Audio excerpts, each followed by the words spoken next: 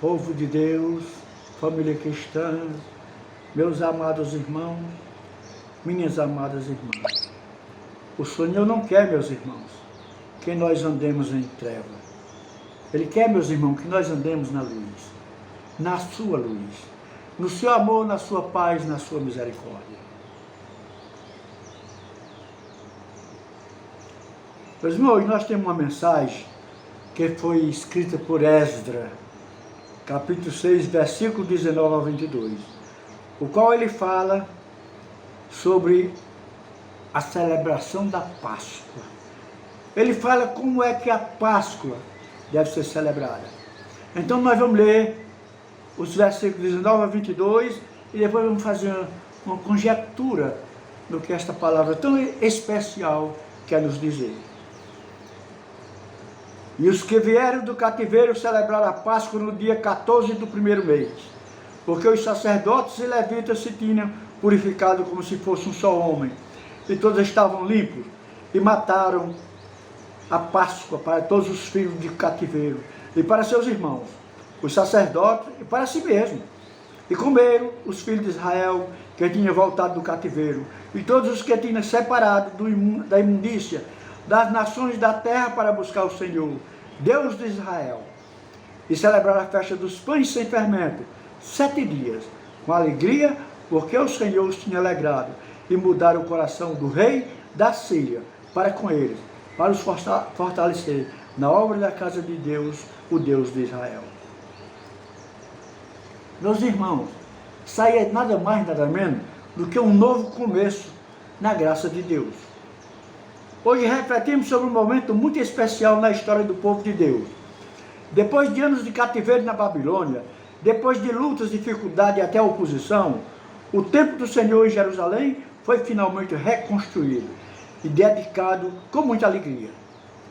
E logo após essa grande conquista, o povo faz algo que vai além de uma simples cerimônia. Eles celebram a Páscoa, conforme nos conta a palavra em Esdras, capítulo 6, a partir do versículo 19. Essa não foi uma Páscoa qualquer. Foi a primeira Páscoa celebrada depois que voltaram da escravidão. Foi uma lembrança poderosa de que o Deus que libertou os seus antepassados da terra do Egito é o mesmo Deus que os libertou novamente, que cumpriu suas promessas e que esteve presente em cada passo desta jornada.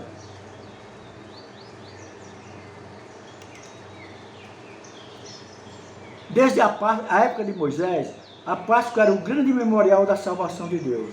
Ela lembrava ao povo como o Senhor havia passado sobre as casas dos filhos de Israel, poupado os seus primogênitos e os tirou da casa da servidão com mão poderosa.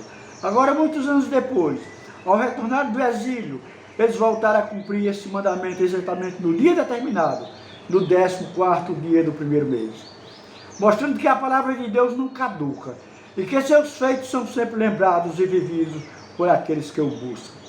Ao celebrar a Páscoa, eles reconheciam, não foi por nossa força, nem por nossa justiça, mas porque o Senhor se lembrou da sua aliança.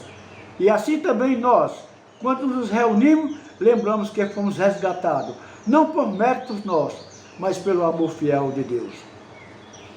O versículo 20 nos diz algo muito bonito.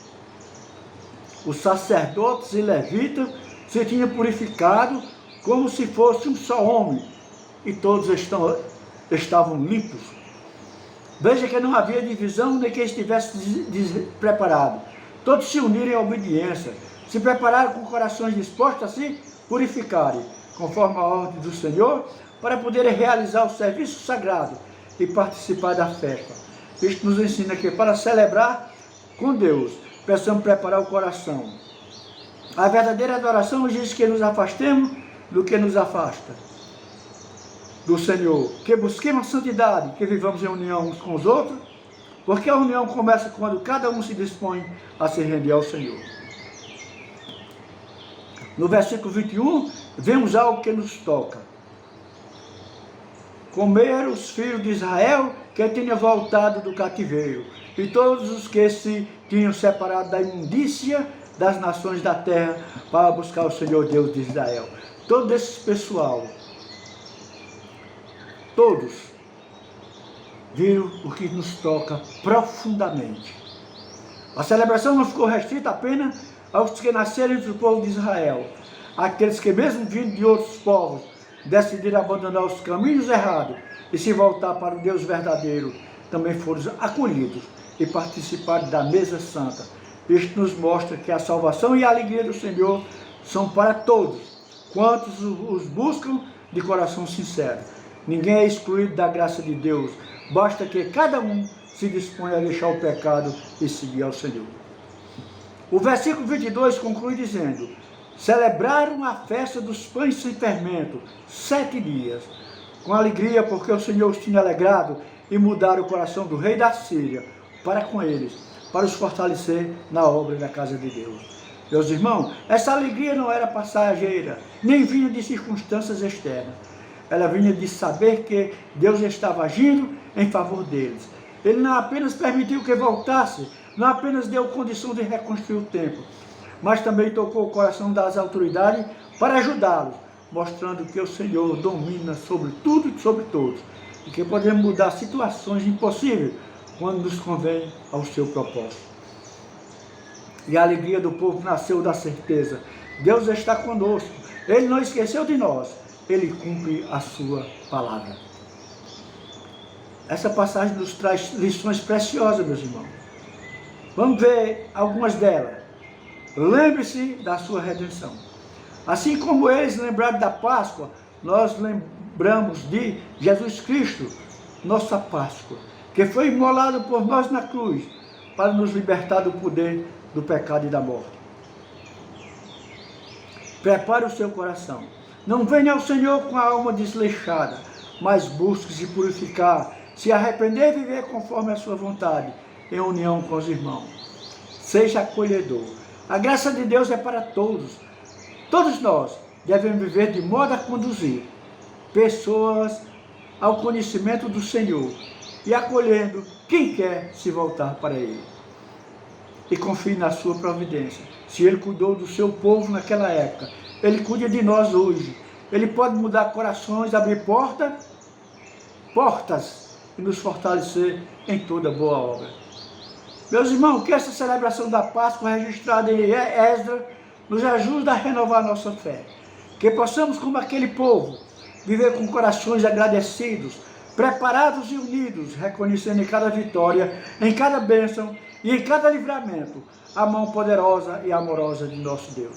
Que o Senhor nos ajude a guardar sempre a sua palavra, a celebrar a sua salvação e a caminhar firmes até o fim, para que um dia possamos participar da ceia com Ele na glória.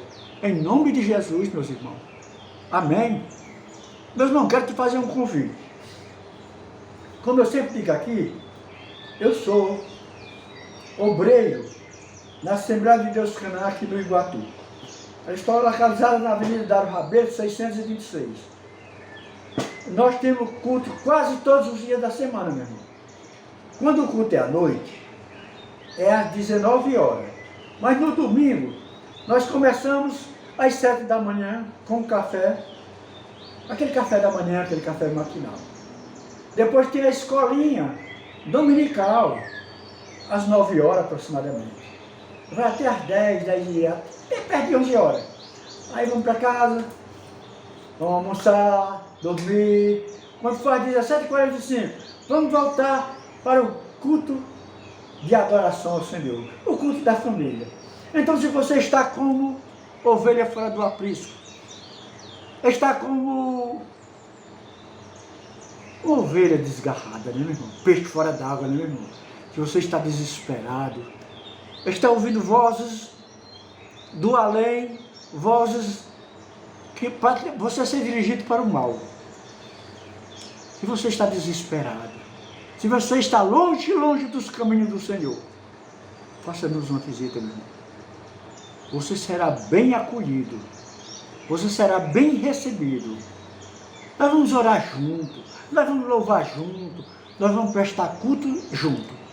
E eu tenho certeza que ao sair daquela casa de oração, você será transformado, você será outra pessoa. Porque o Jesus está te chamando e Ele quer te abençoar. No nome do Pai, do Filho e do Espírito Santo. Amém.